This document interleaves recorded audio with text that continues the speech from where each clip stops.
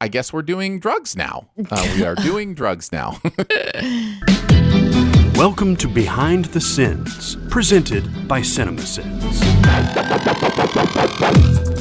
Welcome to Behind the Sins, a weekly look at everything going on inside the world of CinemaSins. I'm Aaron Dicer, and I'm joined as always by Jonathan Watkins. Hello, hello. And Danae Hughes. Yep. We write for CinemaSins and TV Sins and do various other things inside the CinemaSins universe as well. Why are you cracking yourself up with yep, Danae? Like, why is that so funny? I don't know. Okay. Sometimes all right, fair enough. I'm like, oh, I'm going to say something right. And no, I'm not. I'm just going to say yep. I'm not going to say anything interesting. It's just a yep. It's one of those times where you think, maybe preparation would be interesting. And then you're like, no, that's not me. That's not me. If all I got's yep, all I've got is yep. It just happens sometimes. I totally understand. You say preparation and I'm like, oh yeah, I've got to do something later on. Let's see. What was that one thing that I was going to talk about? That one thing. I thought you meant preparation H, and I was like, I don't need that, Aaron. I'm very confused as to why you're telling me all about it. That's like 7 levels of preparation.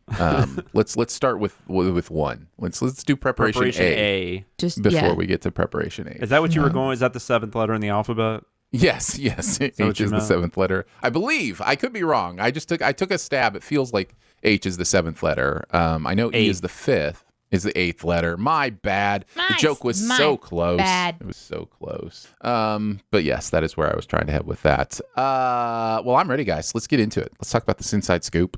What's he building in there? I've got a secret. Pay no attention to that man behind the curtain. This is a true story. We're going to talk about the videos from the week, the process of sending them, how we felt about the stuff we are sending in general, and we like to kick it off with commercial sins. I guess we're doing drugs now. We are doing drugs now. Commercial sins is doing drugs. Otezla, little fun, big moment commercial. Jeremy wrote on this script. Did he have anything to say about it? Started off with the writers. What's some interesting stuff from this one? He says, this commercial is pretty absurd. The Sins video is hilarious. There's a sin near the end that sums it up well. They just drove 55 minutes into the mountains to a beach where they ate boiled whole lobster from a fucking food truck and then posed for pictures next to said beach food truck's mascot. This is the perfect example of how pharmaceutical commercials think we only hear the words of the narrator and the images are background, when in reality we pay no attention to the when in reality we pay attention to the images, and because they make no sense, the narration becomes background. I don't even know what this medication supposedly does, and that's just bad marketing. Yeah, I totally agree. This is so true for so many commercials too. This has been my entire life. My mom will call and say, "Did you see such and such commercial? It's so funny," and she'll describe it to me and never remembers what the commercial is actually for. So this isn't a surprise to me at all that you don't know what it's for. I guess you know it's a drug, but you don't know what the drug does. And by the end, then they list like all of the side effects or something, and they do like that really quick, right, narration, the really quick voiceover of just all of the things that could go wrong. So you know what it could do to you negatively, but do you remember what it was actually supposed to do when you're staring at lobsters? That's the question. That's the question we all have. The side effects is the one that always kills everybody, right? Because it's just like it's like sets you up for all this great stuff this drug's going to do for you, and then it's like side effects. You could have diarrhea that'll kill you. Yeah. And you could give birth to flipper babies, and it's just yeah. What? And maybe you want to, and then in which case just take the drug. Maybe you want babies with tails. So since we are a medical podcast and we want to get all our facts right, I have looked up what Otezla does. Okay. It treats psoriasis.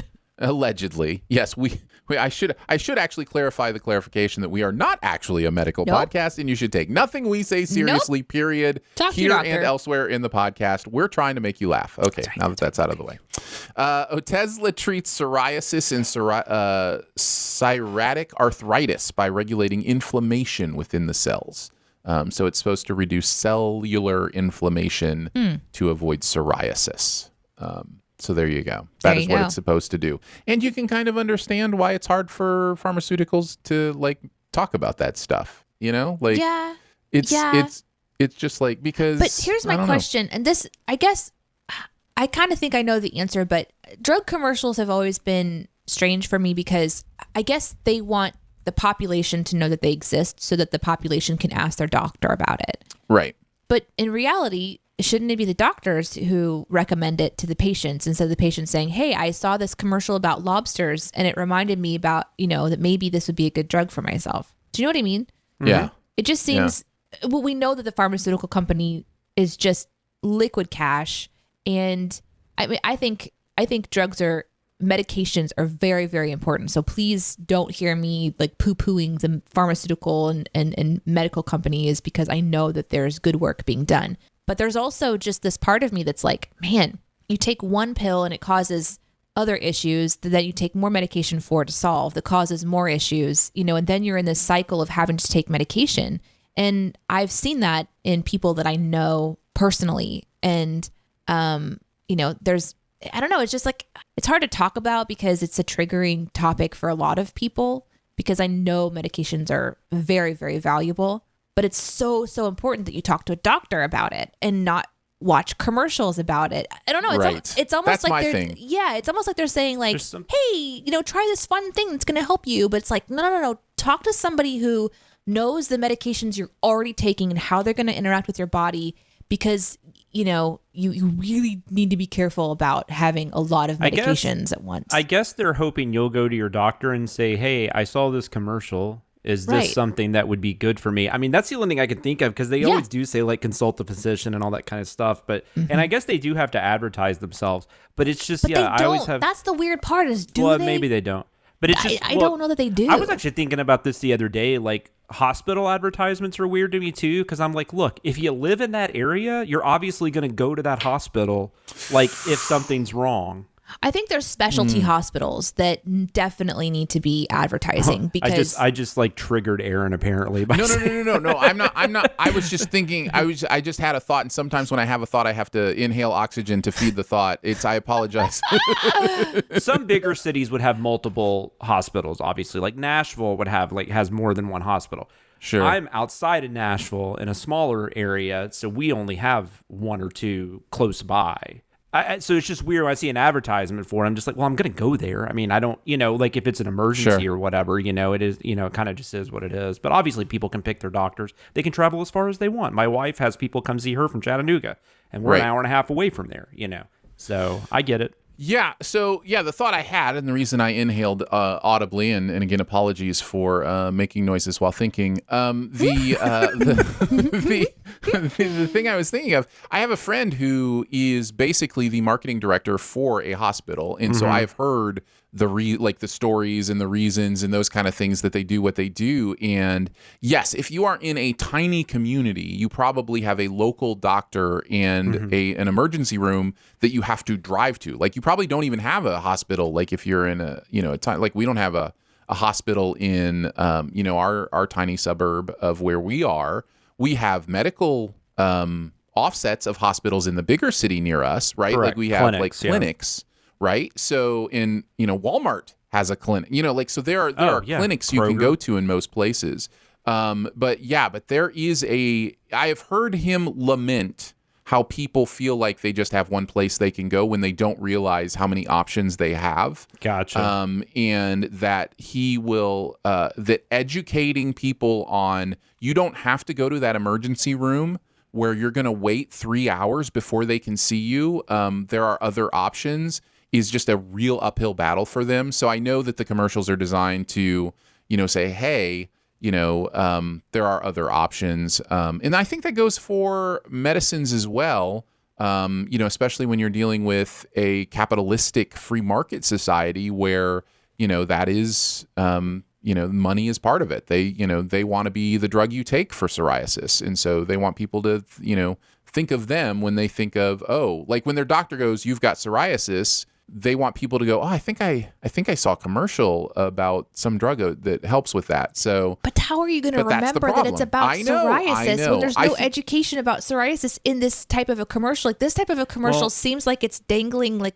popcorn and brownies also- and deliciousness in front of you, and then it's like, take a drug, rather than being like, hey, we get it, you're in pain, you have this thing going on. And I get the idea is you're showing someone like, this is what life can be like if you don't have psoriasis. You can do all of these wonderful things if you don't have psoriasis. So that's why you take our drug, so that you can have all this happy, like you can get in a car and you can go somewhere with your friends and you don't have to worry about it. And I understand that that's what they're saying. But you might die from diarrhea. You could. Well, it's right there in the name. Gosh, I mean, die is right there in Death the by name. diarrhea. I did not mean to launch Deatheria. us into this. I'm always going to have a little bit of a trigger when it comes to like the pharmaceutical commercials for whatever reason. And I know it's literally because I know people who have died because they just took the wrong combination of prescribed medications. And it's just like, oh, please be careful. Let's just please be careful. There are always conversations to be had about corruption. There are always conversations to be had about big business. Like all of those things are valuable things to parse out. At the end of the day, we're talking about an Otezla commercial, and I think what they are. But I think what they are aiming for is an audience that already has psoriasis. Yes. So they are tuned in when they hear even just a single mention of psoriasis. Since my son has been diagnosed with diabetes, I am tuned in anytime there's a drug commercial about insulin or any of those things. Now, usually those commercials aren't for my son because they're usually for type 2 diabetes instead of type 1. So, but it definitely impacts the way you hear things. So once That's somebody very has true. psoriasis, they watch this commercial and go, huh, that's me. And then they, want to is go eat this lobster. something that can help me more than what I'm currently Exactly. taking? That's important. And but I have to say, I love that we're sending a commercial like this because I always get like a little bit like, oh, these commercials make me crazy. So to do one and be able to send it was a delightful thing to watch. I also worry that these commercials cause people to start Googling, and Googling medical conditions and ailments is rarely a good idea. And also, by the way, I looked up Flipper Baby. That is not what I was talking about. I guess I didn't know what that was. Well, and I don't know what a Flipper Baby is either. It's like they develop like their arms and stuff, or like. Oh no. That is I was not what I thinking meant. something more cartoony and silly. Yeah, I was wasn't too. thinking of a serious issue. I was thinking like an X-Files episode where this baby had a tail. That's what I was referring to. Right, that's what I was thinking so as well. I hope Sure. Aaron I'm probably glad- edited it out, but I definitely didn't mean to offend anybody. He probably will. That guy probably will do Thanks, that. Aaron. Thanks, Aaron. Danae, why don't you tell us some of your thoughts on this? I've kind of mentioned a lot of my pain with this, so I'll just say my favorite sin was actually the very first one with riding a convertible with all the hair that should be blowing around like crazy. What a wonderful thing to point out. You would have to be going so slow on the road for none of your hair to move. And having been a person who has a Jeep, or I have a Jeep that you can take the top down. Yeah, your hair, you have to tie it back. You cannot get in a convertible and expect your hair to look that good. So I like that a lot. No, I hate convertibles when I actually have like hair, because it just goes. Even now, it would still just go crazy. I'd have to wear a hat or something, but then you might lose the hat. And it's a pain. Don't put down convertibles. I will just say this: I liked the sin about the passenger side rearview mirror and seeing your own reflection, because I think about this once you start thinking about reflections in mirrors in movies or commercials or TV shows, you'll never unsee it. Like if somebody is looking at the camera in a mirror, they are not seeing themselves. they are seeing the camera, and so anyways, I just like that was pointed out. And then I liked the sign being read as "White Citizen Lobster Roll Handshake Fresh Picks." I had that one too. Yeah, that was funny. What else did you have, Jonathan? Is that a 1984 Volkswagen Rabbit? I just thought that was funny. And just going off the lobster thing, I just love pointing out that I just love this to silly sins. There's like, lobsters don't wear hats. Just a really simple. Let's just be clear. Listen, these are important things. There's no fire underwater. That's right. All right, let's move into TV sins. We actually did an older Rick and Morty this past I was so week. confused when I watched this for review. I know. Because I was expecting this to just be part of the new season, and I was like, wait, what the hell is this episode? And I wrote on this. I know, And I was I know. like, how long ago was this? Oh my God. It was such a trip. Because I did the same thing. I started watching it and I thought, wait, this is somewhere so buried back in the recesses of my mind. It was a trip.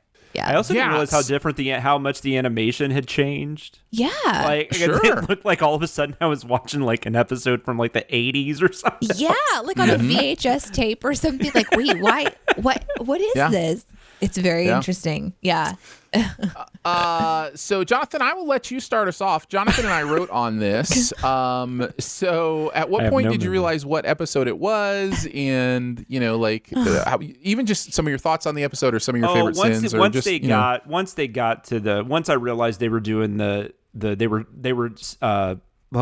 dropping Jerry off at Jerry daycare. I was on board. I remembered it right then, so it didn't take me too long. This is a pretty funny episode, although the Jerry daycare stuff I thought was funnier than the other stuff that's going on. And I guess think that's the funniest part of the episode too. Yeah, I guess that was technically the B story. I don't know. Yeah, what There's was a lot the of A attention. story?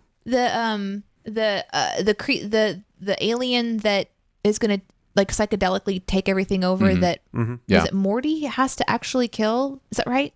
Yeah. Okay. Yeah. And he's sent to take care of him, and he lets him live, and then that's right. That's right. Okay. And it's Jermaine Clement, so that is funny because his voice and just he's great. He's great. Such a funny guy, and he's such a cool singer too. I liked we actually did a Concords Flight of the Concords outtake with him because he was singing in it and stuff, and also like it made me kind of think of his character in Moana. Yeah. Where he's singing "It's Shiny," but no, I enjoy that. He's got like a Bowie voice almost, so it's really cool to hear him sing. Yeah, sure, I can see that. But the Jerry stuff was just hilarious to me. I'm trying to figure out how to attach the VCR or whatever was. Yeah, all of the things that would really engage a Jerry and keep him in this place. That was really, really funny. And then when he wanders off to like be his own and kind of comes back, and the rest of the Jerrys kind of just give him a nod like, yeah, we've. I also love when he said he was leaving, and then the person at the front's like, "You were never required to stay here," or whatever she said. Yeah. Just the idea of any kind of childcare provider who is just over it, but also kind at the same time. Yeah. Well, and I think the joke is also they know like they're going to walk out, be so overwhelmed that they're going to come back to the safety of the. Yeah. Well, I love at the end too. We don't even know if they take the right Jerry because they do that kind of like where they think they have to switch and they're like whatever, and then they just walk off with them. Yeah. No clue. Yep. That's a thing. That's definitely a running thing with this show though. So yeah, it is, and it's also to me it's a reminder going even into this season that we're in now, which is. It's hard to feel like you have a relationship with this family because there's been so many instances of not knowing who we're watching. And this is an example of that.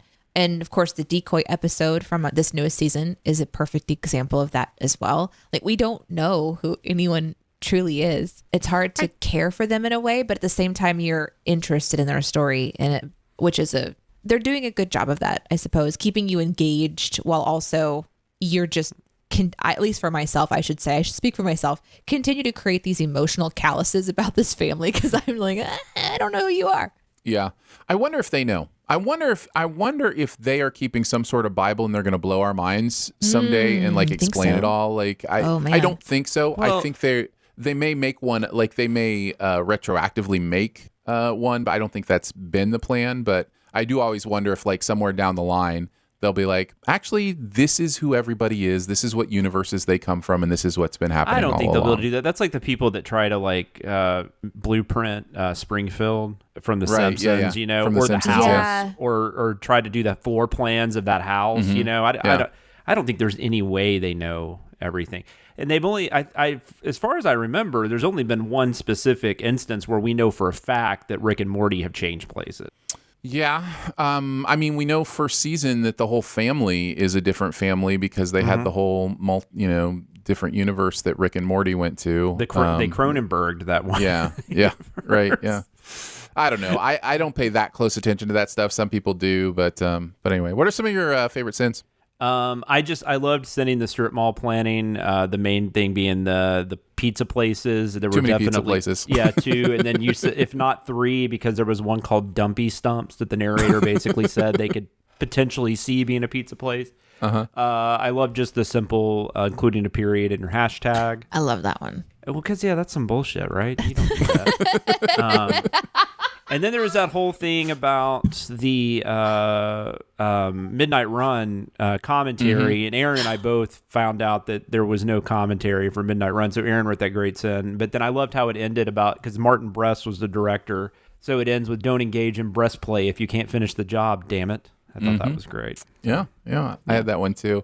I enjoyed this episode. I think it's fun going back and watching these old ones sometimes just to see the progression it's made, not just with the animation like you mean, but also with just kind of the way they are more confident in not caring, which sounds like a bad thing, but it's kind of can be a good thing where they're just like, no, this is who we are, this is what we do, and so it's interesting to see the progression the show has made. But I did enjoy this episode a lot.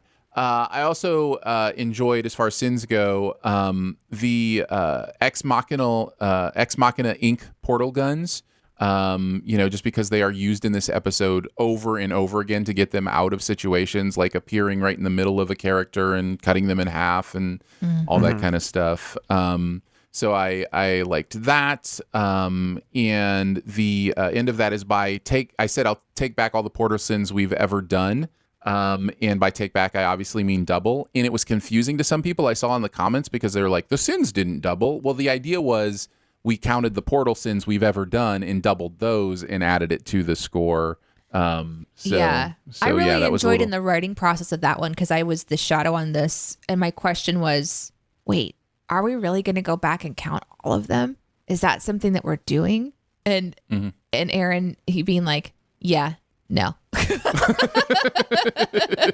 Like, it's kind of like what we just talked about with the Morty family members, whether they're keeping track or not. Like that's why I assume they aren't, because I know we don't. We just say stuff. We don't have a wiki that tells us these things. We don't have a fan Twitter that goes back and counts these things. We technically could put the time and energy into it. The question is, does it matter? And the answer is, as always, with a sin count, no, it doesn't matter. It's so interesting what we choose to actually get right. But in know, this case, right? no, I did not go back and count them. It seemed to me it would be funny no matter what number I put in there. Yeah. And then I always love the meta stuff, the explaining your jokes in, which is hilarious because we also do it, which also makes it meta. And honestly, the more we explain it, the more meta it gets. Get it? I thought that was a lot of fun to do. Meta stuff always makes me laugh. Danae, what about you? You actually talked about a lot of the ones, but the one that I don't think we mentioned specifically was now the portal has rules. Just again, continue to send that one, or the portal transport that somehow knows exactly where to bisect this chesticle mantis threat for reasons. Ex machina, almost as like a throwaway second thought. That was really good. But you mentioned all the other ones. Let's move on to Loki then. We're back. We're back to seeing Loki for reasons. I didn't get to talk about the first episode though, because I was on vacation. Yeah, Ian was. You were on vacation. So these will be some of your first thoughts from Jonathan on Loki. Yes, we'll just say this video has been waiting 30 days, so you can piece together what that may or may not mean and why we're just playing it now. But episode 2 is called The Variant. Jonathan and Danae wrote on this one.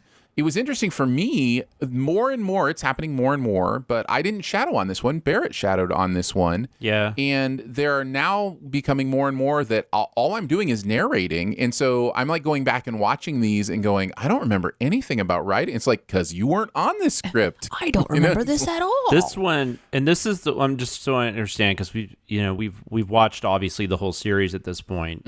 This is the one that ends where we see Noki for the first time, right? Correct. Who we're calling Noki. Noki, Foki. But we call her actually Noki on this one, and then Foki we actually on see her though at the next end, one. right? We just see her. We don't know anything about her. We just see her for a second, right? That's the one. Okay, cool. I believe so. Yes. It's hard to remember at this point. It is. It all flows together for sure. Yeah. I'm questioning everything now. No, because he sees her in the store, and then she goes through the portal, and then Owen Wilson's like, Loki, wait, and then he runs, and then Owen Wilson goes, that's right. Yes, because she does the reveal, kind of like she pulls her hood back for the first time, and they have that kind of interaction. Yeah, episode one is exposition and team up. Like it's getting the team together in exposition. Episode 2 is the first team up, job, and that is chasing down Loki. And they, by the end of the episode, they find her. Like Loki figures out, oh, she's hiding in catastrophes, which we never send this.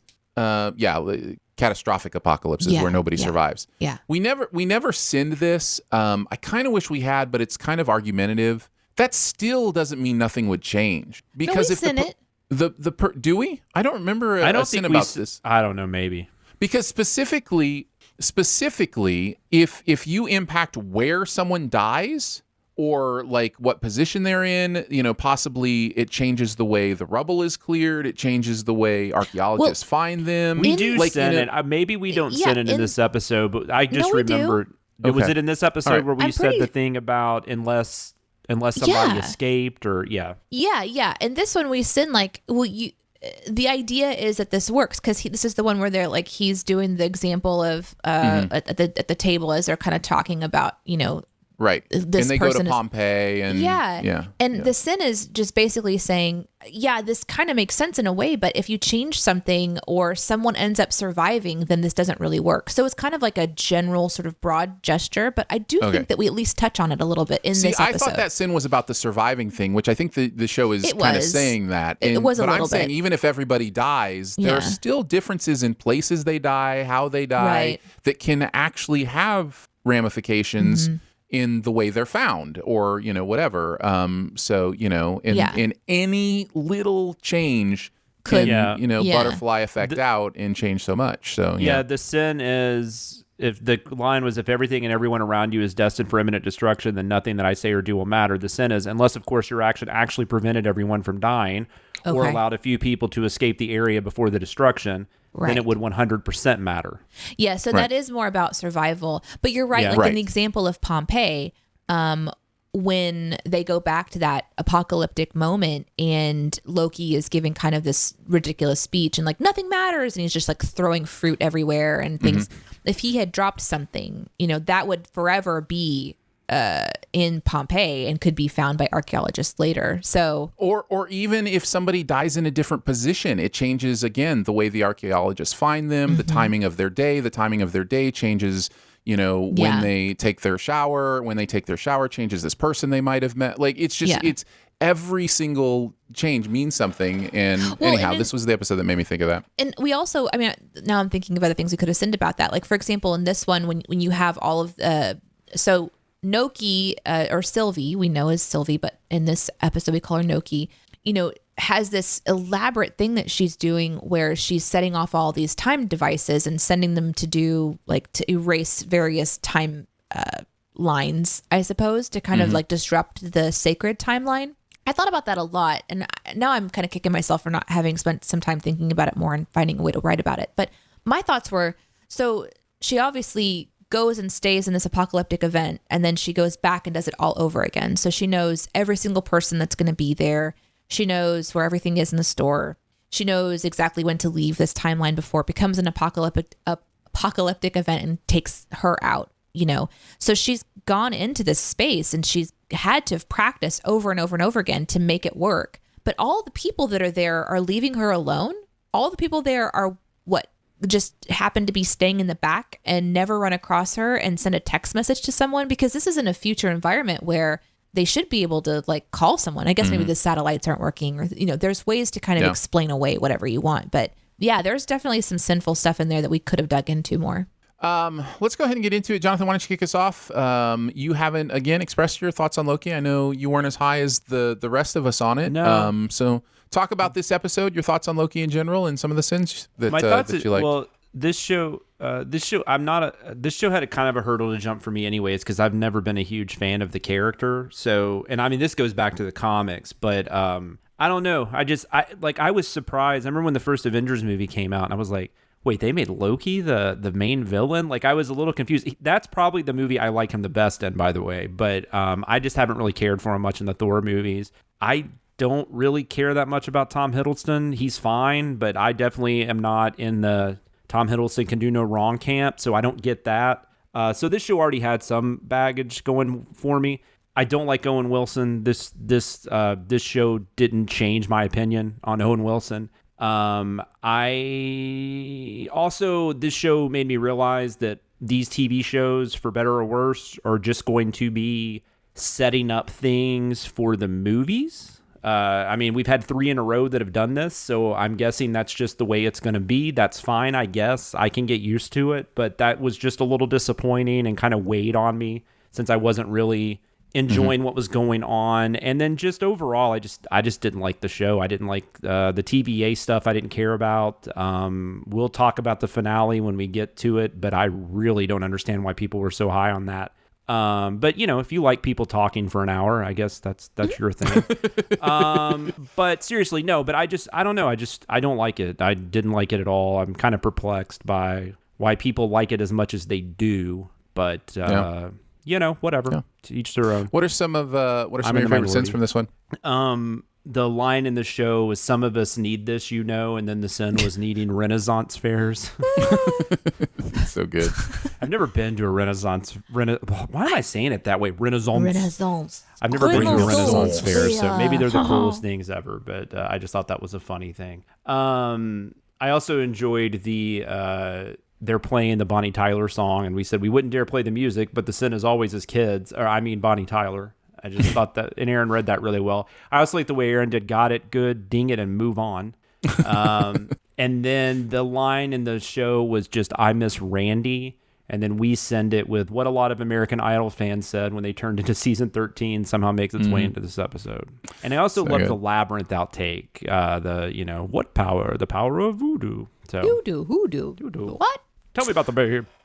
Danae, some of your thoughts on the episode, the show, or the sins? I'm still at this point, whenever I was watching Loki, I'm still like, I don't know if I like it. I'm not sure if I like it. I don't know that I care a lot about this just yet. So I think my arc with Loki it was kind of like started off pretty low, and then it kind of like got, there's like a nice little lift, and then I was enjoying it. And then we'll talk more about how I feel as we are able to release episodes and chat. So, it's just different pacing than I expected, honestly. I think in general, the pace of the show is very different, but I understand that they're trying to introduce the concept of the sacred timeline and timelines in general and multiverses, and they have to do that at some point in their mind, and this is a good way to do it. And so I think because I had different expectations of what kind of a show it was going to be, I had to sort of launch out my expectations and get into what it is. And then I started to enjoy it a lot more. But there's still a lot of things to kind of, to sin. You have to sit back on these timeline things too and kind of go, all right. So we're bending time. How do you sin this in a clever way? What are the rules that this universe is placing? And it doesn't actually do a fantastic job of explaining it in some ways, and it does a really good job in others. So it's hard. Like, we actually kind of applauded the explanation of the sacred timelines in episode 1, I believe, with Miss Minutes sort of kind of going through the expositional aspect of how all of this sort of works. And they stay pretty true to that, even up until the finale. So I think I ended up being pretty much on board. But at this point, I was very, very confused, especially with like being able to launch all of the devices to bomb the timeline. I have so many questions about all of that. But it kind of explains itself, I feel, eventually. But it was a lot of fun. I enjoyed sinning Vegas on this one, which I remember as I was writing that sin, so the sin, as always, is, and then just like kind of putting something that turns in on itself and kind of goes in an unexpected direction. That's fun for me. And so I just was like, oh, so the sin's Vegas here. That just made sense. And Jonathan wrote, I guess there's a story here somewhere. Like, are you sinning Vegas? I was like, no, I don't. I've never been to Vegas. I'm just assuming there's a lot to sin there. That's what I hear. One of my favorite things to find in this episode was It was such a fluke. It goes by so fast. I had to have the editor slow this down so much to see the millisecond of a bare foot showing up on screen. It was such a fluke. I just, out of the corner of my eye, I saw the flash of like what I thought was a foot shape. And I thought, there's no way that somebody is walking around barefoot in this schmutty mud stuff. But they were. And so I had to slow it down so much to capture the moment. And there is a lot of frames in 1 second. And so to ask the editors to find where it was really obvious that her foot is like kicking out from under her dress, that was just a fun thing to kind of be able to send that, and LARPing and kind of all in general, just the idea of Renaissance festivals and you know, kind of essentially that was a lot of fun as well. I also got to do a wink and a nod to Critical Role in this episode with the stuffed weasel sin. So there is a character in campaign 2 of Critical Role, which is one of my favorite Dungeons and Dragons games, or shows, I should say. There is a weasel called Sprinkles, and the joke is all about how Sprinkles survives everything and should not be able to survive everything. Like Sprinkles goes underwater and survives. Sprinkles goes through heat and survives. And it's the idea that this character is kind of carrying around this animal during the entire campaign and kind of forgetting that she's doing these extraordinarily crazy things while a weasel is on her, and she just kind of forgets that it exists, and then it comes back in. It's a really funny recurring kind of joke throughout the entire campaign, so it was nice to kind of give a wink and a nod. One of my favorite ones that Jonathan commented on was the sin. The lead-in is they're needing a break. The Tom and I guess, why did I just forget his name? Owen. Tom Hiddleston and Owen Wilson. Yeah, they're kind of chatting and they need a break from all of their studying or whatever. And they're like, come on, let's take a walk. And it cuts directly to them sitting again. And so the sin is, this is not walking. It was such a ridiculous one, but it really cracked Jonathan up, and I like that one a lot. Yeah. So anyway, no, that was good. Those are just some of the ones. I really had a fun time sitting this episode. I liked this show pretty much throughout. By the second episode, I was, I think I was already in. I was ready to have a good time. I do like Owen Wilson and Tom Hiddleston, I especially like them together. And so I was really having a fun time with their stuff. It is very exposition heavy early on. Well, for that matter, it's just very exposition heavy. And we'll talk about that as we get to some of the later episodes, because those actually have a lot of exposition as well. And to me, that high level of difficulty was succeeded by the fun I was having with thinking about the characters, what they were doing, where they were heading. I think we can talk about this further down the line. Jonathan, you mentioned, the TV shows being launching pads for the movies.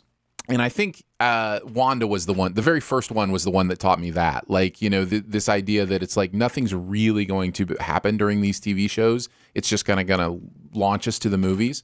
As we get towards the end of this one, I think this one, more than any of the others, actually does some narrative work for the movies that the others didn't. But we can, Jonathan, for those just listening to the podcast, is shaking his head back and forth. He very much disagrees with me. Let's save that argument for the finale then, and we'll kind of have that conversation. Then. You're just setting the stage for that one. I'm sorry, conversation. Let's save that conversation for the finale.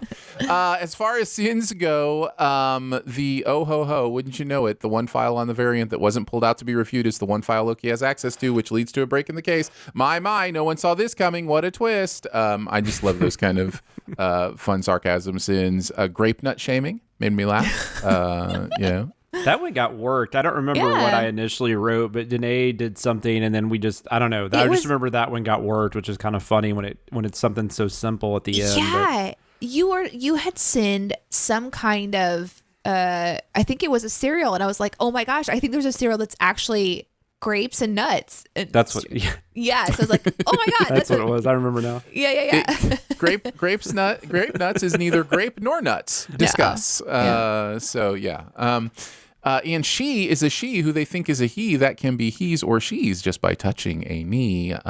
Always love Susan it up with that kind of stuff. So very well done. Had a lot of fun with this one. All right, let's move into music video sins. Lil Nas X, Industry Baby. Lil Nas X, one of the favorites of music video sins. And this is the new video. Maybe one of my favorite thumbnails of all time, by the way. Did they do the blurred thumbnail? Is that what they did for the thumbnail? Yeah, it was the shower the scene. shower scene. Yep. Yeah. Nothing from Barrett this week. Okay, fair enough. What did you guys think? Danae, why don't you kick us off? Some thoughts on the song, the video, the sins, any of it? Oh man, it's interesting because I feel like you learn a lot about the personalities behind the sins. I mean, obviously, I get a front row seat to it in a different way than others do. But then you really feel it in certain scripts. And Barrett loves Lil Nas X, and so it was fun to watch this one and see the sinning and also the complimenting sort of hand in hand. But I really enjoyed this video. There were a lot of things to sin. They were all really, really great. There's, when there's somebody hanging off of the bar shaking their butt, and there's so much in this. But I only wrote down one because I could talk about this one. I literally could have written down almost every single sin in this one. And I just decided that I went with the one that would make me laugh out loud. And I actually wrote to Barrett and I was like, you crack me up. And it was the sin about the Beats by Dre earbuds, where the narrator just kind of full on stops and just is like, please tell me it's not back. No, it can't be. And then he just goes into the scourge of the Beats headphones, and his voice acting when he delivered that sin was delightful, because when he stops and he's like, no, tell me it can't be, you're like kind of looking at the screen like, what is it? It's just, there's like a little earbud with a Beats logo on it. And man, those Beats were everywhere. So he's not wrong. No, when I was more heavily involved in the writing and we were doing 2 videos a week, it was like at least one video every week would have Beats headphones in it. And that was for like almost a year. And so, I don't even know how many variations of sins we wrote about them. And at some point, I think especially after he took over narrating, he was just screaming about them at some point, just like, what the hell? But then they kind of went away. And now they're back. Yes. And now they're back. Well, now they have the Beats by AirPods or whatever. So yeah. I like Lil Nas X. I think what he's doing is interesting on a lot of levels. This is not one of my favorite songs of his. Same. I'm not a huge fan of it musically or lyrically. Like, I couldn't really dig a lot out of the lyrics. It feels just kind of like a clapback song, just kind of like like an easy I'm gonna grab. say my piece. Yeah. But I sure did love the Sins video. The kicking up this much dust when Ronald just did a load of laundry, thank you very much, was just so much fun. I mentioned that one, and then I also wanted to mention the Paddington 2 ones, where he's like, he got his fellow inmates out of prison, like Paddington 2 did, and then he just says about the Eddie. He names the person Eddie Harrison that gave Paddington 2 a negative review and messed up the Rotten Tomatoes score because Paddington 2 had a perfect 100% until Eddie Harrison, shall we say it again, came out to make it. I love it. bad. I love how upset that made people too in a weird way. Yeah, and I it's so didn't funny. love it, but I just thought it was interesting. I'm like, really? I mean, okay. Yeah. People care. People care about that kind of stuff. They How dare do. you diss Paddington? They care How about dare you box diss office Paddington? too, apparently, based on everything I saw this weekend. They use stuff like that as ammunition to prove their point. I don't know. It's interesting. Yeah. That's a whole other conversation. Jonathan, some of your thoughts? I think the only one I had that wasn't mentioned was I love this is the most obvious handoff since Russell Wilson gave it to Marshawn Lynch to run it into the end zone to beat the Patriots in the Super Bowl. And then he was like, what, too soon? Too soon? Yeah. I have a Sports brother-in-law. today. Sports. Yay! I have a brother-in-law who's a giant Seahawks fan, so I remember that moment very well because I was watching it with him. It's an incredible moment. It is one of those baffling sports moments in history for sure. No, that's good stuff. This is a great funny video. All right, CinemaSins. Let's get into the movies that we sent this week. Suicide Squad: Hell to Pay with the Suicide Squad coming out. We decided to send this animated film. I really didn't know much about this before watching the video. I didn't even know it existed really. What did Chris or Ian have to say about this one? Danae? Yep, they both weighed in. Chris said Suicide Squad: Hell to Pay is one of those animated WBDC films they produce seemingly once a week. Once again, the Suicide Squad is hired by Amanda Waller to do some mission that benefits her more than it benefits the country. She's dying of cancer and wants to, quote, get out of hell free, unquote, card. A card that only works if it's on someone's person when they die. A card that is so important the owner keeps it displayed in his house where it is useless. It's not all in all terrible. It just isn't too much fun to watch either. My favorite sin was writing about the billboard advertising hairy palms on exit 69. I wrote a sin stating that it was a mixed sexual metaphor I could not get behind, but in a beautiful moment of inspiration while writing that down, I thought, what would Aaron do? What? And wrote that the people who live off this exit, quote unquote, get behind all the time because they're dirty off exit 69, guys. It's amazing. Because they're dirty off exit 69, guys. I'm so glad to have inspired such beautiful writing. Amazing. I love that you don't get a chance to read those ahead of time, so you don't know what's about to happen either. No, I had no idea. All right, so here's what Ian I just writes. know no one ever says they were inspired by me, but that's fine. Oh, it'll happen. It'll happen. It'll happen for us all. Yeah, that's right. One of the perks of writing for CinemaSins, Ian says, is that I get exposed to films that I would have probably never watched. Did I say perks? I mean burdens. Did I say, wait a second. I think I've used this joke before. Yeah, this movie sucks. All of the suck. All of the suck that can possibly be sucked is sucked by this film. The world has become a dusty, messy, untidy pigsty because there is no suck left for any of the vacuum cleaners to do their jobs effectively. Suck. Like most Suicide Squad stories, this one falls apart the second that you try to apply any logic to it. It revolves around an ancient magic card that entitles the bearer to free pass to heaven when they die, so ancient that it literally says get out of hell free in modern English. There's absolutely no one to root for this film.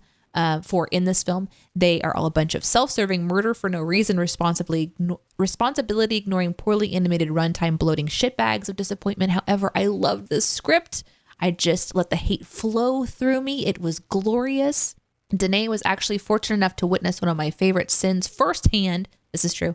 For some reason, the head of Argus seemed to be confused that somebody on his team of sketchy bad guys would betray her. So my sin said that being shocked at this betrayal was like, quote, like hiring a T-Rex as a croupier for your brand new casino and then being shocked despite his great references when he can't shuffle for shit and eats the damn guests. Me and Danae just happened to be on a video call when I put that sin together and suddenly peed my pants with laughter at my own joke. Yeah, he really was pleased with himself on that one and laughed a lot. Mm-hmm. Yeah. He finishes up by saying, I also love Jeremy's interpretation of a Romulan laugh after the cloaking device sin. My only direction was, quote, laugh as arrogantly as possible. And I absolutely loved the glorious noise that somehow ended up in this video. It's amazing. Jonathan, why don't you kind of continue with some thoughts on Suicide Squad Hell to Pay or the video? I've seen the movie. I had seen the movie around when it came out. I watched HBO Max. How long ago was that? It was 2018, but I probably watched it like a year or two ago. I don't remember if I watched it. It might have been on DC Universe, or it might have been HBO Max. I don't know, but they released like all of these. There's a bunch of these on HBO Max, so I've seen a lot of these DC animated movies. Even though I don't know that I like that many of them, but I don't know, they're just adapting these most of them are just adapting storylines from the comics, so it's kind of interesting just to see what they do. But this was actually, I think, an original, although they did write a digital comic that was a sequel to it, but I don't think this was based on a specific story from the comics, but I could be wrong about that. But I didn't really like it that much. It was everything they said in the video was pretty much what I thought. There's so many characters. I mean, so many characters to keep up with. Because isn't this the one where doesn't Chris have a sin, or somebody wrote a sin about the like 18 villains at one point or something like that? So, it's possible. I don't remember that one, but yeah. But yeah, so it's no, it's not very good. These movies must be doing something well, because I mean they must be making money or something, because they do make them. It seems like monthly. There's a brand new Batman, Superman, somebody. Must have a good profit margin. Must not cost them much to make, and brings in some money. So yeah. Yeah. Well, and WB does this with other stuff too, because they release Scooby-Doo movies all the time too. There's been so many Scooby-Doo movies, and animated, and those are a lot more fun, by the way. And Nike does it all the time with their shoes, just over and over and over again. There's so many shoes. True. So many shoes. Yeah, so many shoes. Who's buying Nikes? Everybody is. But yeah, as far as the sins, I mean, I liked the video a lot. It was very funny. I liked the talking about the guard that was just kind of in the foreground and like giving him a story. And the sin is this guard here in the foreground is just biding his time until he gets a promotion to stripper view guard, because I guess there was stuff going on. He was. I also, somebody in the movie says abattoir with a thick accent, and the sin is, what does this guy mean by abattoir? How is this in any way apt to what's going on here? This guy sees metal claws and all he can think is Fernando. I just thought that was a pretty interesting take on just that one silly line. Waiting until the last minute to merge into your exit lane. I felt that, and I know that was Chris. I 100% know that was Chris. Because they don't know how to drive in England. No, that's not. I'm just kidding. Harley Quinn says, trust me, that one's out of order. And the sin is just simply wanna fuck. I thought that was really funny. Mm-hmm. Uh-huh. Yeah. Yeah. Yeah. But Danae, no, you want to go next? Chris has many, if you listen to the Sincast at all, Chris has many opinions on driving. Oh, yes. So, yeah. Yes. Don't we all? Danae, why don't you go next? I have not seen this movie, so I got to see it through the Sins video, as always. Yep. There's a moment where the animation is kind of showing like a fight that's about to break out, and there's this arrow to one of the characters named Copperhead, and just the way that the narration was like. So the sin is about the animation not moving. It just kind of freezes in place. And the narrator's like, I can only assume that the individual in charge of animating Copperhead chose this exact moment to take their lunch break. Was really, really good. I did love the laughs in Romulan. I thought that was really hilarious. I did want to mention too, there's been a couple of Sins videos and also some scripts that have come out recently where I did not know that there are two ways to spell the word fiance. And when I was actually helping with the edit on this one, just reviewing it. I looked it up as well, by the way. Is that what you were about to say? Yeah. And I saw it spelled with two E's. I thought that's not right, you know, but it is right. And then it actually came up separately in another video and script entirely. And I looked it up again because I thought that doesn't seem right. But yeah, there's a fiance that references a male and a female. So I just thought it was one way. Never and I heard of wonder that. as we genderfy, we kind of go into more of like just universal conversations about that. If it should just be one. I think universally it is spelled with the one E, but I found out the same information you did, because when I saw that, I was just like, oh, that's interesting. I was so confused. Yeah. That is one of those languages changing kind of things. I think for the most part, people use one E and they mean both. Like, I think, and that's how it will be 20 years from now. The 2E will be a remnant of language nerds like myself going, did you know? Literally used to mean literally? But what's weird for me, though, is but it's the same word. I mean, I don't know. Like, that seems like it makes more sense to spell it one way, in my opinion. But that, whatever. It does. I mean, it does. I don't care. Yeah. There's a sin. The lead-in is something to do with, there's a character that I guess is very icy, and the lead-in person said, Killer Frost. The comment is like, I bet she pees icicles. When I guess she goes to the restroom and someone kind of casually comments like, I bet she pees icicles. And the sin is, that's Elsist. It's so good. And she is, I believe she's Mr. Freeze's daughter in the comics. Oh, interesting. I think that's right. But she was in the last Suicide Squad, the one, well, it wasn't, Chris and I did one recently. I don't even think it was called Suicide Squad, though. It was called like Arkham Assault on Arkham, but it was basically a suicide movie, and Killer Frost and Killer Shark hooked up in that movie. Or no, maybe it was. I don't know. Whatever. Anyways, go ahead. Sorry. King Shark or Killer Shark? King Shark. Yeah, I got the two names confused because I was saying Killer. It's interesting. The Killer Frost thing is another example of a DC character I only know from the TV universe, from the Flash universe, and her origin is definitely not Mr. Freeze in the Flash universe. That's it's true. just interesting how they change maybe stuff. I'm wrong about that. Maybe I'm thinking of something else. They change things really often, often but they change too. stuff. That's another reason why it's hard to do these scripts sometimes, because when you're trying to figure out like if there's a sin in an origin or if there's a sin in some kind of a background, it's with the comics specifically, it becomes very tricky to try to figure out how what's canon essentially. And in the live action stuff, they definitely do change origins and stuff. Hence, like every Spider-Man villain now is pissed at Tony Stark. Like that is definitely not how they originated in the comics. Yeah.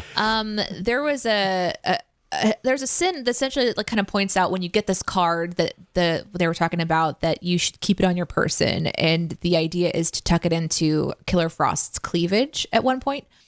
And there's a recurring series of sins about her cleavage, like put it in your cleavage, get it in your cleavage. I was laughing so hard, and then spoiler, Killer Frost apparently dies. And then the sin just continues like, I guess your cleavage is gone now. You know, so it was delightfully dark. Another run, I'm not going to mention all of the lead-ins and kind of explain it, but there's a series of sins about things making the narrator horny in this one. I had all these too, yeah. Oh, they're so funny. Like, why is this making me horny? And why is this making me horny? Why is this? And it was really, really good. Even if you've never seen this before, this is one of those videos I recommend that you just watch anyway, because the sins are genuinely hilarious. So yeah, totally agree. I haven't seen it either. Don't have any desire to. Saw enough during this to think I get the idea. I'll start with the one horny sin that made me laugh the most, which was, Deadshot, make that dirty gun clean. Yeah. Hallelujah. And it ends with like, hallelujah. It just seems so... There's new things. It's always funny. Like, you think you've heard everything that the narrator has to say, and then just a sin like that comes in. I had that one written down too, and it's like the exclamation point on all the horny ones. It's really funny.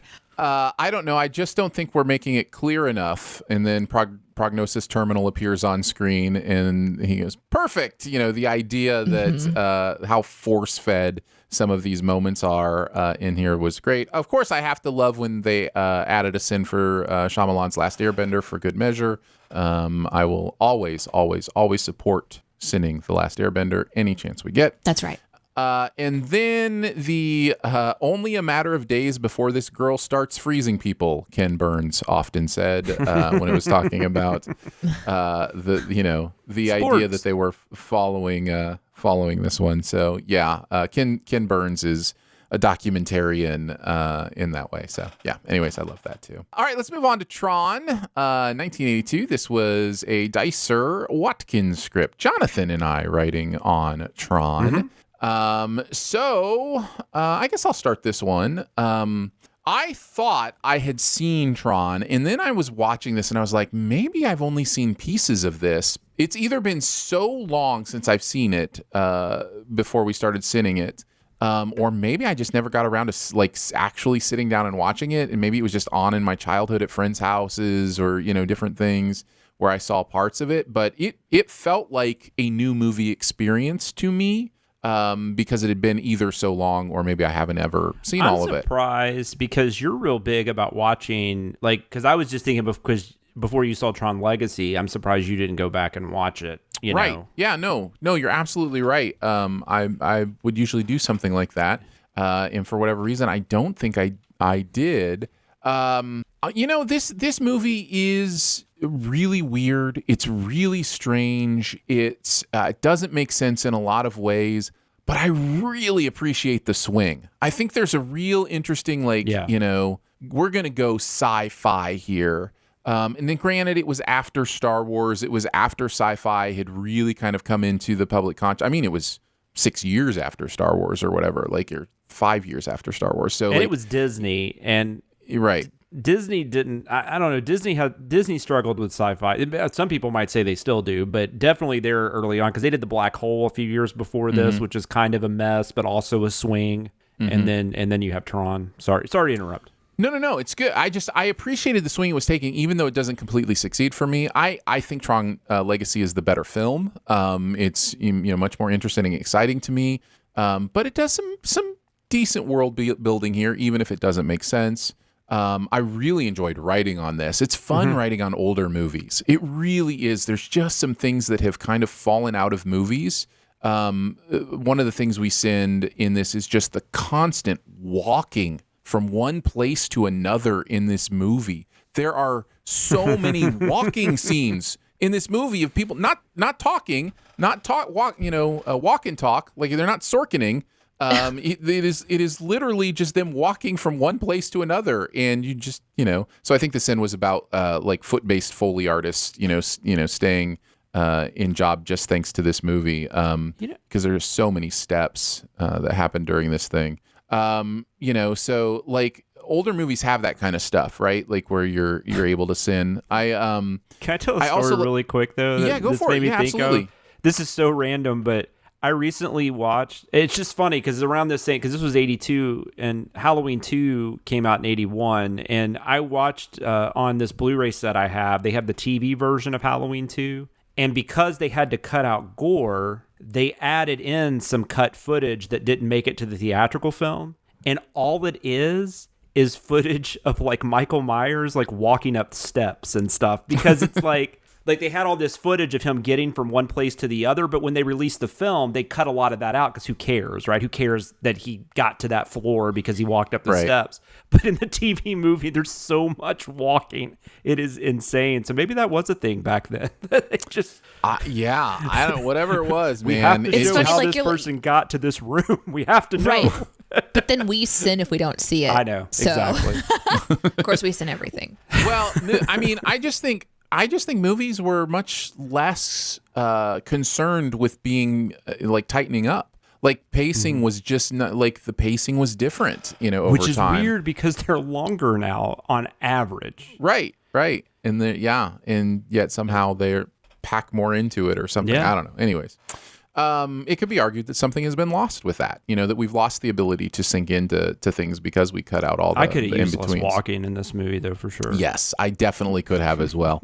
I wanted to mention the sin. Why would you destroy him and this quickly and leave yourself without a clue? The idea of, why would they destroy the program when they maybe could have gotten something out of it? I loved the also known as Fast and Furious Tokyo Drift joke that's in the script. That was great. I'm not sure why they need to bother hacking into computers. Alan has the summoning words for the Book of the Dead plastered on his cubicle, and then finishing that with they could get some Deadites up in here and do whatever they wanted. And yeah, I know those words originated in the sci-fi classic Escape from Witch Mountain. Which, if you needed another example of how no matter how silly the thing you say is, somebody's going to think you're serious, just go to the comments and see people trying to convince us I refuse to look. It's like I'm not. Because, I believe me, not that everybody knows like I'm a horror movie fan, but yes, I know what that's from. I know where it originated from, so yeah. Yeah, it's interesting. It's interesting. Yep, that is a joke for sure. And then let's see. I wanted to mention if you wake up in a program that gives you a poke, don't panic. Kevin Flynn will tell you a joke. Hilarious. And if you haven't seen Bo Burnham's new special, Inside, that is a direct rhyme scheme from that song. And that's and right. So yeah, I gave Jeremy the option of singing it or saying it. I think either would be caught, and it was. The comments are full of people who are like, "I caught that Bo Burnham reference." Cool. So yeah, that's always fun. But I did want to mention that one as well. Jonathan, you get to go next. What's your thoughts on Tron and some thoughts on the sins?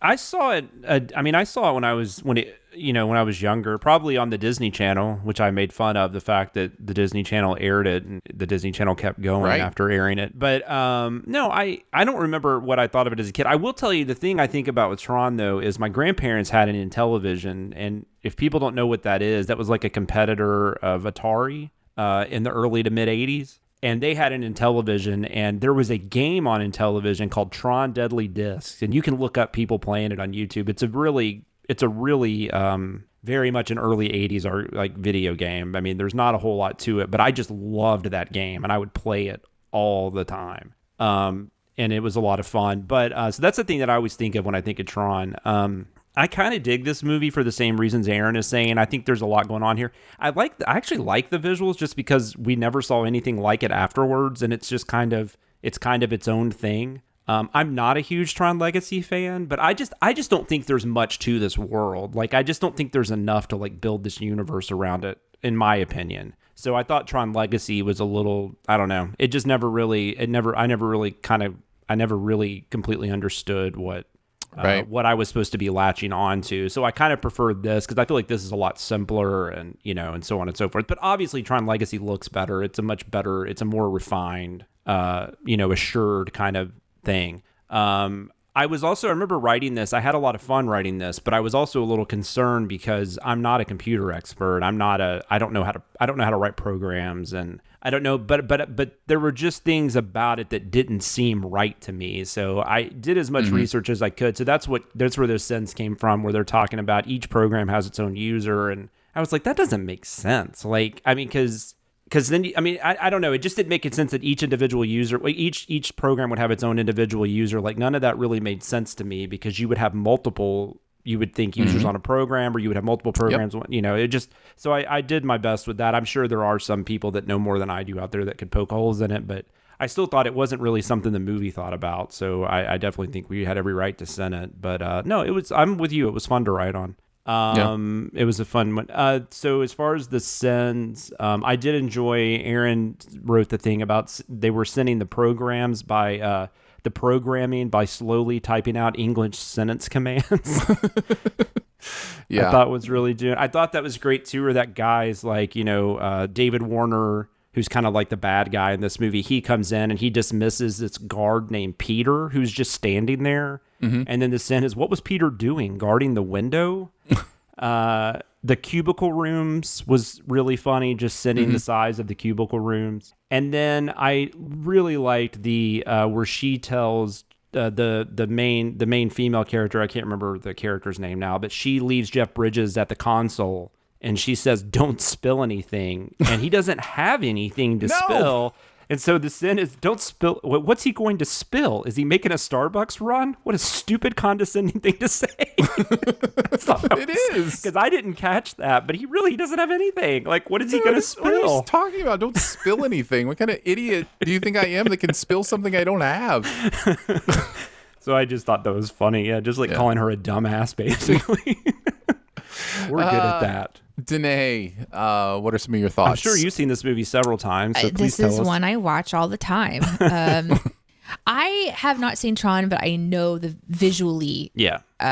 It's an instant one that you're just like, yeah, I know exactly what we're talking about. I don't know that I understand the plot or what's happening or should understand it, especially after watching the Sins video. I'm like, okie dokie. But I watch things like this and I'll pause and I'll think, what was it like for the actors on set this day? When, when they show up and they're told, we're going to put you in this costume and then we're going to put you in like a black light, and you don't know anything that's really going to happen, because most of it's like green screen or just theater of the mind or whatever that they were doing to get the graphics to do what the graphics are doing. It's just, it suffers, I think, a lot from maybe conceptually not even really getting an idea of what was going to be happening in the end, but at the same time it's so iconic that you kind of like, yeah, it's Tron. Yeah, it's like its own thing, right? Like it is. Just, yeah. It stands out in that way, which is cool. And really maybe cool. It looks exactly like they wanted it to look. I've never really watched anything on the making of it or anything, so I don't know. But yeah, I don't know either. But it's one that I get curious about, because I feel like that there are just some movies that you watch and you think, they're really trying to push the boundaries in a direction here. And sci-fi is certainly a place where boundaries are pushed all the time for special effects and stuff like that. So I don't know. It's one that I kind of wish that I would watch in a way. It just feels like something that you should watch. It feels like it's on the shame list in a way for me personally, because it's Tron. You're supposed to watch Tron. I don't know. If I wouldn't go that far with it. If you're interested at all, I think it's definitely worth checking out. But I mean, if it doesn't, this is definitely not one I would say you need to watch. I don't think it's one of those, but I could be wrong. Okay. If you love scenes of people walking from one room to another, you should watch this movie for sure. For sure. Some of the sins that I liked was the delivery of about the visuals. I realize a lot of people discuss the effects in this film as today is dated, but to be fair, these effects were dated in 1982 as well. So it's just such a sick burn. It's so wrong and so funny at the same time. Yeah. The sin is somebody, or the lead-in is somebody pushes me, I push back, and the sin just kind of rolls off that because apparently I've been programmed to be recklessly vindictive. I just enjoyed how that one was delivered. God, the programming just makes no sense in this movie. It's It doesn't. insane. Yeah. And then the giant blue boobs sin. It's just, one of those where you pause, you think about it, you nod, and you move on. But it was a great video. Really fun. Yeah. Yeah, lots of fun. Well, and then you go out there. I had forgotten that you did that whole thing at the end where it's like, oh, great, there's the pink penis, and it was just like everything all at once.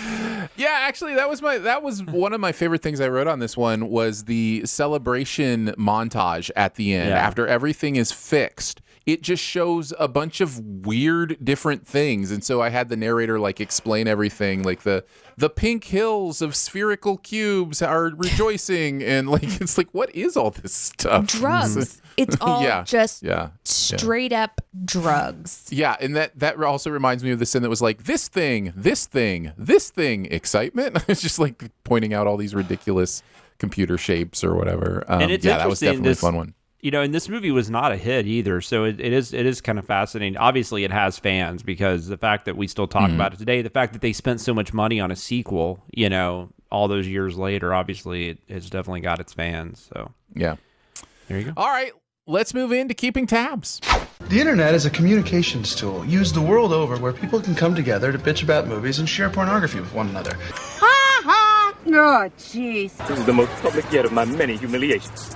We're each going to talk about something from the process of putting stuff together that we wanted to mention. Jonathan's going to kick us off this week. What's your keeping tabs? It's not that exciting, but I did look into the history of jet skis because there's a line in the Loki episode, where Owen Wilson says there was a brief time of history in the early 90s. And I remember that jet skis were eventually not, well, okay. Depends on what you're calling a jet ski, but the jet ski I assumed he was referring to based on like Loki looks at a magazine like in the first episode, I think, or something, or maybe it's even I think it's in the first episode, and it's the stand-up version. It's the version where you are standing up on the jet ski and your whole whereas now what is most people call it a sea-doo, and it is one where it's more like a motorcycle, like you're actually sitting down on it. So that's the more common one.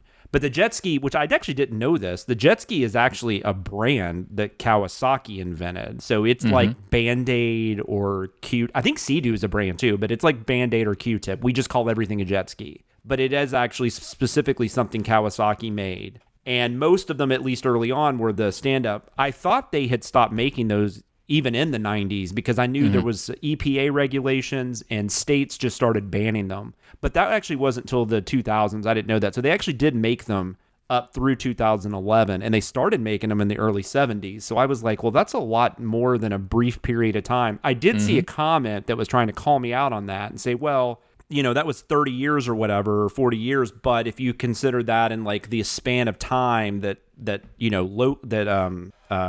Owen Wilson's character, what's his name in the show? Starts with an M, right? Mobius, I think.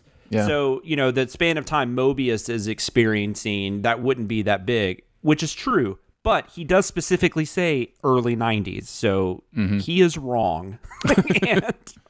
And we point out when people are wrong. That is what we do. But yeah, so it was made from 70. So this version of the jet ski, it was made from 1972 to 2011. And I already mentioned it was a brand name. It was stopped after 2011 due to EPA restrictions. And then the New York and California had banned it outright as early as 2010. So there wasn't a lot of consumer demand either because not as many people could buy them. So it eventually just died out, and now we have what most people refer to as a Sea-Doo, which is also a brand name, but everybody calls everything a Sea-Doo no matter who the company is. Yes, that's how it works. Which is fine. And Sea-Doo is that's such a bizarre name to catch on, but I don't know. I thought that was what fish did when they had to go. Danae, what's your keeping tabs? Mine, I really didn't have to do a lot of research, but I did spend a lot of time on a sin, and I just wanted to point out that yes, I did count 188 shifting letters on Loki, and it took a while, and I had to kind of like paused my screen and I did it like 6 or 7 times just to be as accurate as I possibly could and know that if anybody called it out in the comments that I could like back my research. Turns out that never happened and nobody cared. They were all excited about the bidet reference for Critical Role. No. I have a comment. Oh, do you? Okay. I think it's a pinned comment if I'm right. Maybe it just happened recently. Yeah. Great. Okay.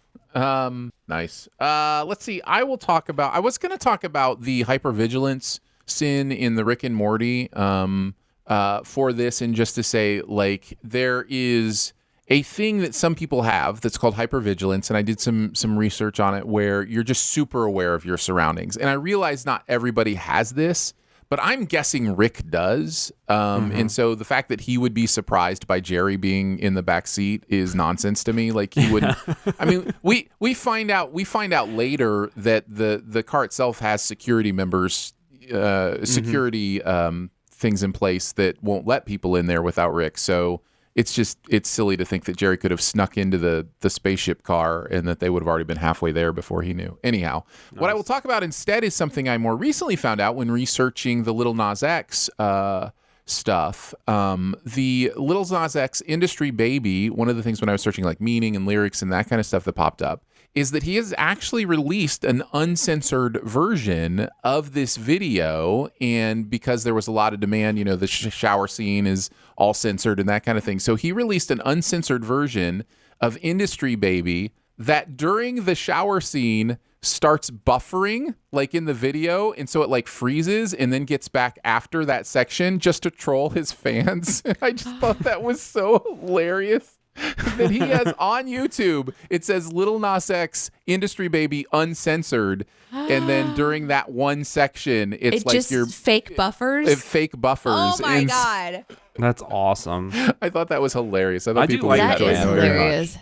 So, that's amazing. So yeah. Anyhow, well done, Lil Nas X. Well done. All right, let's move into the comment section. I want to know what you're thinking. I appreciate your honesty. You're a real straight shooter. You are the ones who are the ball lickers. We're just going to talk about a comment from this week's stuff, or really anywhere that somebody has interacted with us.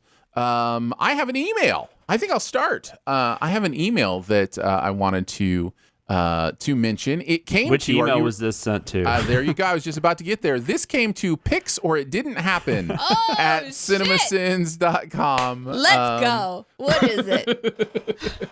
I just love the fact that people are sending stuff to Pix or It Didn't Happen. By the way, Pix is PICS or It Didn't Happen at CinemaSins.com. The title of this email is Snake in a Dance Studio. And this came to us from Elizabeth, who says, I don't know if you still check this account. Oh, yes, we do. We still check this account. But I listened to the January 2020 episode where this address was discussed this morning, and then there was a dance snake. Really, it's just a chance to say thank you. Thanks to all the channels, and especially BTS for shining some light in a hard time to be a human. Love the content. Appreciate all the laughs and you bring to your fans' lives. Take care. And yes, Elizabeth included a picture of the snake that had invaded their dance studio because Pix or It Didn't Happen. So if you have any stories that depend on pictures, just go ahead and send it to Pix or It Didn't Happen at CinemaSins.com. I thought that was hilarious. That's amazing. Just Our as an emails excuse. are not dead. They're still there. No, they are not. They're still there. They are still there. Shout out to Twinkle Toes Performing Arts Company in Virginia Beach for sending that one in. So thank you, Elizabeth. Appreciate that. I had a couple others, but that one was fun. So Danae, we'll go with you next. What do you got? So many good ones for Loki. Of course, bidet to all of the Critical Role fans that definitely found the Sprinkles reference to be fun. But I also enjoyed Scott Corin's comment, which was about the outtakes. Holy crap, a Tiny Toons reference. And I was really happy and pleased that that was noticed. Yes, that was a Tiny Toons reference. Tiny Toons and it was the best. It's something that I was watching the elevator and just in the very back recesses of my mind, I heard down the hole. I was like, what was that? What is that? Where is that from in my subconscious? And so I just looked up elevator down the hole and I was like, oh my God, Tiny Toons. Yeah, I totally forgot about this. I didn't know where you'd gotten it from either. But yeah, no, I remembered it once I watched it. Yep. Jonathan, what about you? So I had one in Dr. Ghost on the Loki episode put, sending the fact that Marvel nerds will pause the episode for all locations shown and search for it. Also, TV Sense pauses the Loki title cards and number of times to count 188 shifting letters twice. Ding. You got some credit there. Oh, thanks. And then I also, Scott Smith with Tron did mention, having spent many years working for Intel at a couple of its campuses in Hillsboro, Oregon. Congrats. I can tell you that shot of the cubicles that stretch out forever isn't all that far off the mark. I don't believe him, but whatever. I remembered another one I wanted to mention because, Jonathan, you mentioned the abattoir confusion or whatever. And there were some great comments, and I didn't copy them down, but I did want to mention them, where somebody was like, no, they said abattoir, which means a slaughterhouse. And then there was a person underneath. We even had the subtitle, so we know what they said. The subtitle is right there. But even more than that sin has the word slaughterhouse in it on purpose. Like, it finishes by saying, I might as well take them to a slaughterhouse or something, which is what an abattoir is. Yeah. And so it's like, so somebody underneath that comment was like, the sin literally ends with the word slaughterhouse. I think it was intentional. And I'm just like, oh man, it is so hard. Comments are the best. Comments are hard because you'll go and you're like, I want to engage with you, but I know it's going to go nowhere. Right. Yeah. I thought about responding a few times. Nothing mean, just be like, that is what we meant. But then I'm like, whatever. Because then they'll just say something else. Yeah, when I respond, I generally respond to positivity or genuine questions. Those are the two things I will respond to. Well, if somebody's being some people are just trying to be informative. I think. I don't think all those people are trying to be negative. I mean, you can tell when it's really negative, but I think a lot are just like, but that's what this is, and then they just didn't catch it in the sense. Yeah. All right, let's move into Beyond the Sins. To infinity and beyond. Somewhere beyond my wildest dream. To boldly go where no man has gone before. We're just going to talk about something else from the world of pop culture that we've experienced recently. Danae, why don't you kick us off? Well, I actually was, this was suggested to me on the Twitters by, let me go do a shout out now that I'm thinking about it. Hold on just 1 second. I think it was Chris. Yeah. Chris E. O'Neill on Twitter says, hey, if I'm not mistaken, you're doing a podcast. I've got a cool recommendation for you.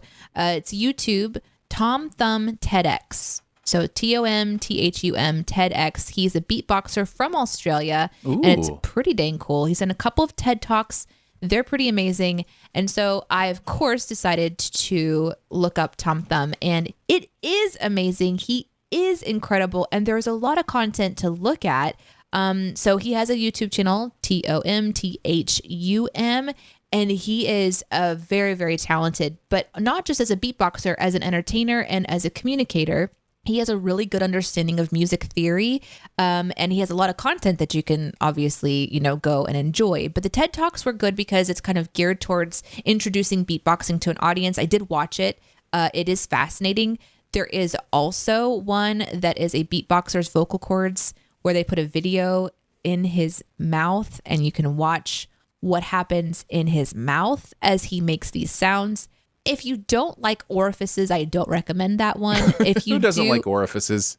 It's unnerving. It's unnerving to listen to someone with these kinds of talents in the beginning. And when I say unnerving, I know that has like a negative connotation to it, and maybe a little bit of that. It is absolutely mind-blowing to listen to somebody who has the ability to create the amount of sounds at one time, but also the kinds of sounds that he can kind of reach for and imitate are spectacular. So anyway, I went down the TomThum rabbit trail, and there's just so much. There's so much. So pick one, Fun. Start with it. The TED Talk is a great one to start with. I also watched one where he did another TED Talk alongside a symphony. Let's see. And it was, I can't remember the name of this, the conductor, but he had a live symphony. And so you've got this conductor that was kind of conducting the symphony, and it was all obviously rehearsed because they have different parts and roles to play. But it was just this really beautiful thing of instruments as we know them. And then the instrument of the voice, not as a singer, but as somebody who can provide not only beats, but sounds. So he'll imitate a trumpet and the trumpet will play. And it was just this really beautiful kind of back and forth play. So I really enjoyed that.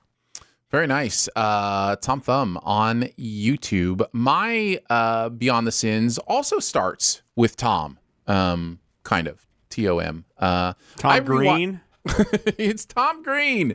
No, My bum is on your lips. I rewatched Tombstone this week, and it had been a long, long time since I've seen this movie, and I wanted to talk about it. Let's talk about it, Aaron. Let's talk about it. Just in case you wonder why, I was looking at, we were doing a best ever Michael Rooker movies challenge, and I wanted to refresh myself on Tombstone because Michael Rooker was in both Vivo and the Suicide Squad this weekend. But anyhow, I was thinking this movie would not hold up. I was thinking it was all nostalgia. I think I'm for the most part wrong. This movie is just, it's like really, as far as Westerns go, it's more of a summer blockbuster than it is a Western in a lot of ways. Like it really plays to like big characters, making big catchphrases and doing big things, you know? You know, I don't know. I was actually, and again, I don't know how to separate nostalgia from reality sometimes. Like I'm human, I get that.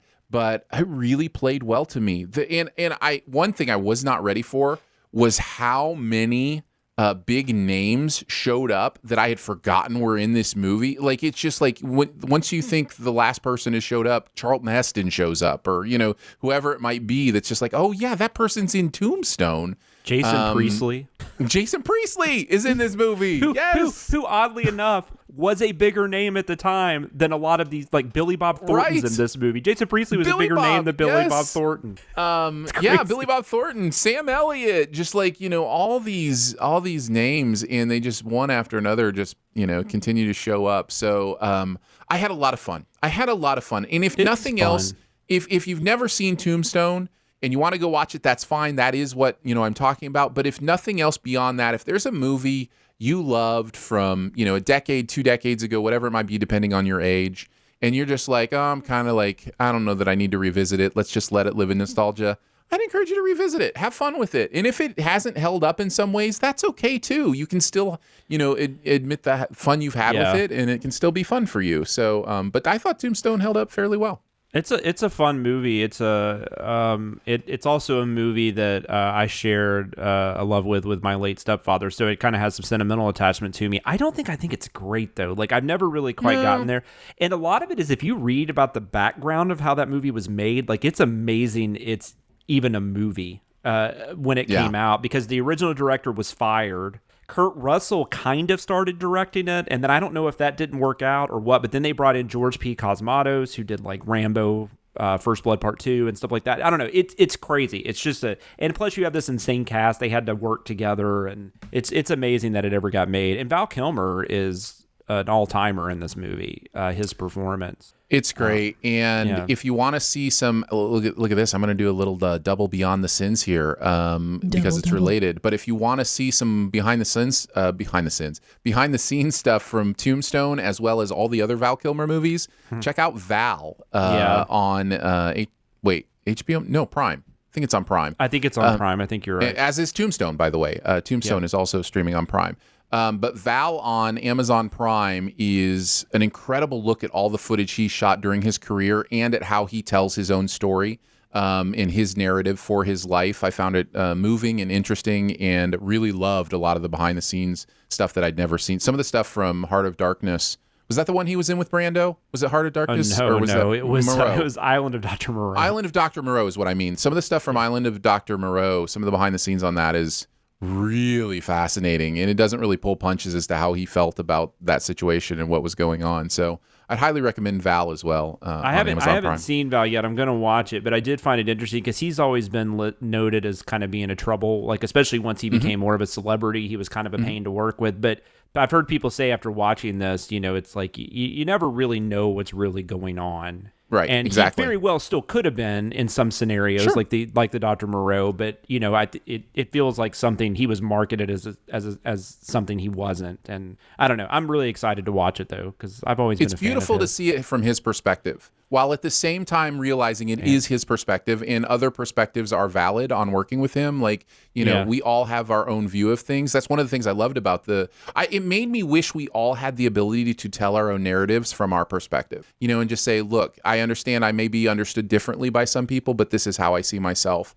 And this is how I want to be, believe that I have been in my life. I really like that part of it. But anyways, my actual Beyond the Sins is Tombstone, but also Val is really great. Snuck They're both another on one in there. Amazon Prime. My goodness. Jonathan, what about you? I've been watching this TV show called Wellington Paranormal. It is a spinoff of the movie What We Do in the Shadows. It was created by Taika Waititi. Is that how you say his name? I always say that Taika. wrong. I think it's Taika Waititi. Yeah. Taika Waititi and Jermaine Clement, who we were talking about when we were talking about Rick and Morty, who were in the movie What We Do in the Shadows. They also are executive producers on the TV show What We Do in the Shadows. But this actually came out in 2018. It was aired in New Zealand. It's had 3 seasons so far, and I think they're about to make a 4th. But the reason I got to see it was because the CW, which they do this sometimes in the summer, they'll pick up the broadcasting rights to a show from another country, and they'll air it here. And so they've been airing the first season from 2018 now, which is interesting because now there's a What We Do in the Shadows TV series. So it's all kind of... Yeah. But this is more like, I don't want to oversell it when I say this, but essentially what this feels like is the X-Files meets Hot Fuzz. Like, you basically have those types of cops investigating like paranormal, and it's a mockumentary, much like the same as What We Do in the Shadows. So if we ever send this, Aaron would have a field day sending, the fact that the camera crew is letting this go. And in the first episode, these 2 cops who are really funny actors, Mike Minogue and Karen O'Leary. Actually, their officer names are Minogue and O'Leary, which is kind of funny.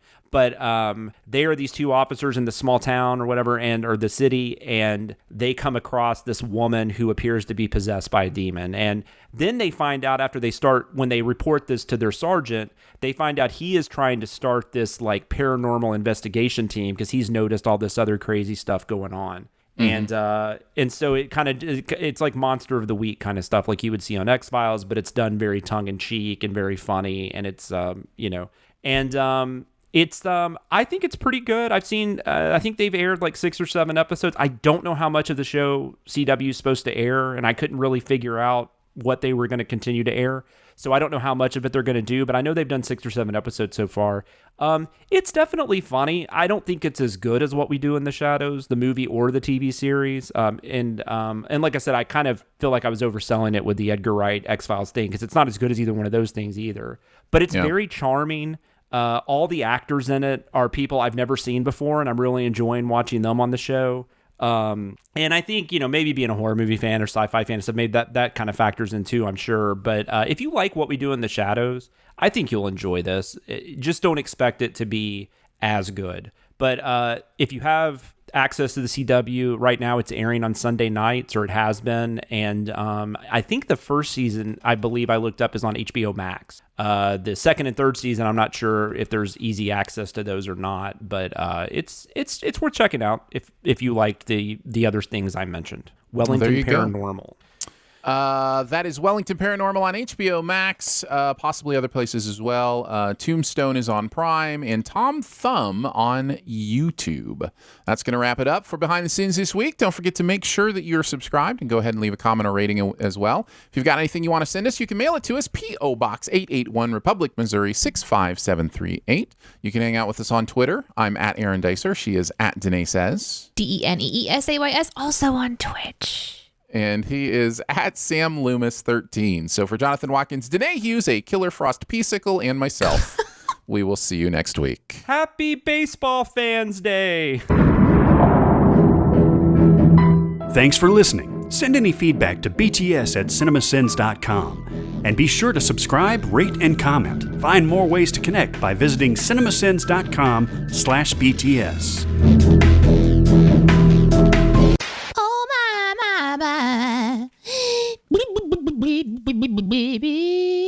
Oh, see See? You know, I do wonder how many times in my past I have been creepy without meaning to. I'm sure it's happened. Yeah, for sure it's happened, but it's because you have a way of just like looking at someone, they're like, oh, what does that mean? Yeah, I have resting creep face. Yeah, it's totally accidental. Danae, it's your turn in Polytopia. I don't know if you know that, but just thought I'd let you know. Okay. Thank you. Oh, did they make a comment about you and the Sincast ruining everything? What did you ruin? Yeah. Jeremy just shouted like Aaron ruins everything. I have no idea. Like it wasn't even in context. Oh. Yeah, he just shouted it for some reason. I mean, I remember when he was saying it about that table tennis thing on Slack, but yeah. Well, that's where it came from. There was the back-to-back of he posted the table tennis thing, and I was like, that's an exhibition match, not a competition match. So they're actually playing, to make it exciting and fun, not to beat each other. Yeah. And so I ruined that, and then he posted something else right after that I also kind of ruined, with facts or whatever. And so yeah, Aaron ruins everything. It's just a thing now. It's a new segment on the show. Danae, why'd you have to shoot him? Bring him down to 1. I mean, come on. You weren't gonna kill him. You weren't gonna kill him, Danae. Yeah. You just have to throw an arrow at him. I mean, come on. Are you doing your game? Did she take her turn, I guess? Yes, she did. I did. She did take her turn. Wow. And I don't have time to take mine. So I will turn my phone over. Man, these comments are like all over the place. Randomly, someone says, Wrath the Man is so good. And then somebody says, I've seen Karate Kid 1 and 2. And then I started watching Snatch again. What's going on? It's almost like everybody has their own thing they want to talk about. It's amazing. Let's talk about the art of conversation. Don't stop believing.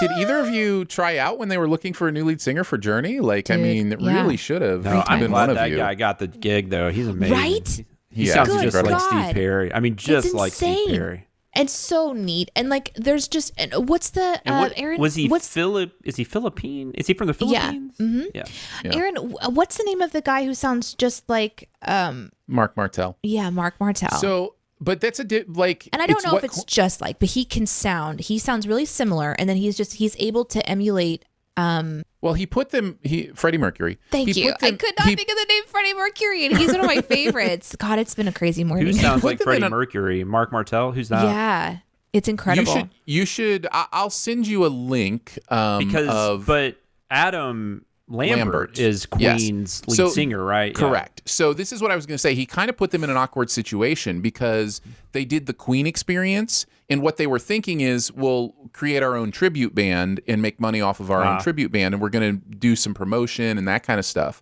And his audition tape for the Queen experience went viral. Like in a huge, like he was on Ellen, 20 million views, that kind of thing. Because I kind of remember this now. So much like Freddie Mercury.